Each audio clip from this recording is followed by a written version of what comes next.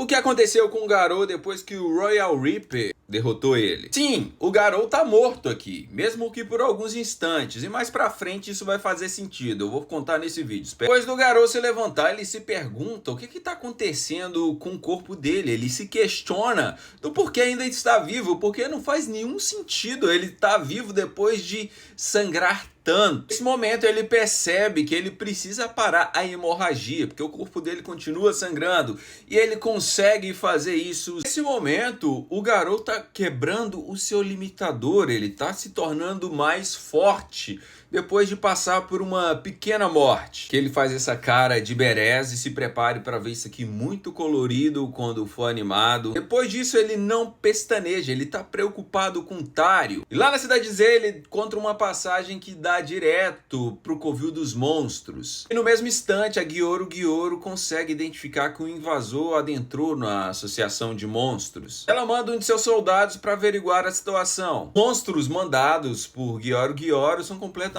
massacrados por Garou. Enquanto isso, lá dentro do Covil, o Royal Reaper fala que quer brincar com o Tário. E ele leva o menino pra cela e começa a falar um monte de barbaridade. Impressionante que o Royal Reaper fala nessa hora que ele fazer aquelas práticas que ele faz com as pessoas é como se fosse uma coisa que deixasse ele entorpecido, como se fosse o êxtase dele fazer aquilo. Em que ele começa as suas brincadeiras, se assim podemos dizer, o Garou aparece no outro instante, arrebentando a parede do quarto do Royal Reaper, que avança sobre ele. O Garou, com apenas uma mão, para o ataque do Ceifador Real. E não só isso, com apenas um golpe, ele não só arranca a cabeça do monstro, como picota o corpo dele completamente, utilizando a técnica do Bomb, mão do Silverfang. E aqui é hilário, tá? Porque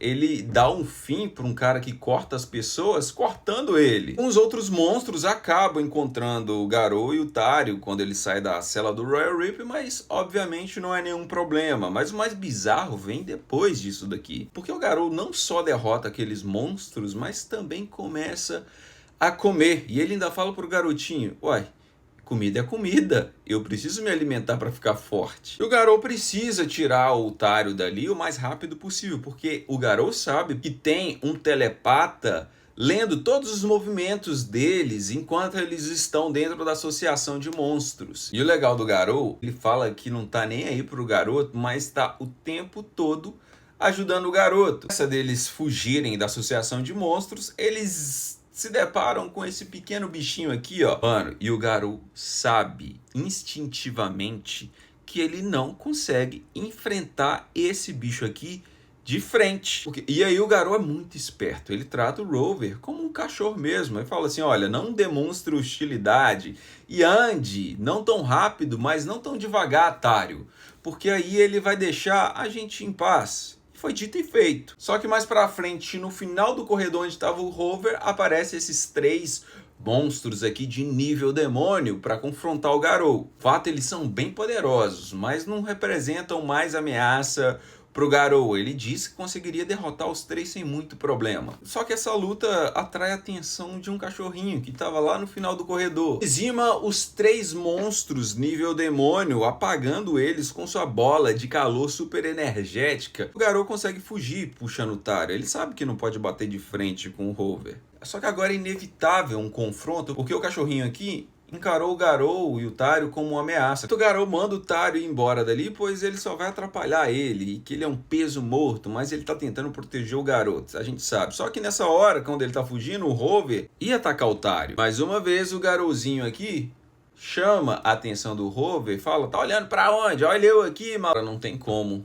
O Rover ataca o Garou mais uma vez e ele vê a morte ali. Aparentemente o Garou tem outra morte, tá? Mas só que ele desperta alguns instantes depois. Aquele ataque é o suficiente para mandar o Garou para vários andares para baixo da Associação de Monstros. O Rover continua atacando com a bola de energia, só que o Garou começa a reagir a ela. E a luta é até que equilibrado. Chega um momento que o Rover arremessa o Garou mais para baixo ainda, com outra bola de energia. Só que agora, o Garou é arremessado para dentro da sala da Gyoru, a Psychos. E ela começa a explicar sobre a quebra de limitadores de criaturas. Ela fala que o Rei Orochi passou por essa quebra de limitador até se transformar no Rei Orochi. Essa quebra de limite é superada toda vez que as criaturas geniais como o Garou ou como o Rei Orochi morrem, mesmo que seja por alguns instantes. E outra parada interessante que acontece aqui é que o Garou não aceita de forma nenhuma ser treinado pela Gyoru, que quer transformar ele num monstro